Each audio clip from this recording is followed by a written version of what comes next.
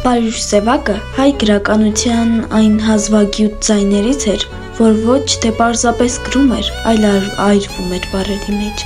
Նրա պոեզիան կրակ էր, երբեմն մեղմ շողածող, երբեմն բոցավառ ու անհանգիստ։ Նա ծնվեց Արարատի հողի վրա, բայց իր հոգով ընդգրկեց ամբողջ Հայաստանը։ Նրա տողերում կա և սիրո քնքշություն, և հայրենիքի ցավ, և մարդու ներաշխարհի խորը խրովք։ Սևակը չէր վախենում ճշմարտությունից։ Նա գրում էր համարձակ, բաց, անկեղծ, ինչպես սիրտն էր թելադրում։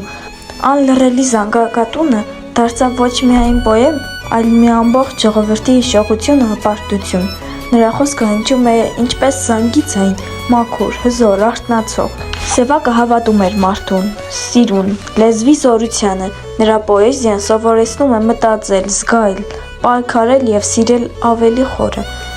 Եվ մինչ այսօր, երբ կարդում ես նրա տողերը, թվում է նա կողքիդ է, անհանգիստ, արդար, կենդանի։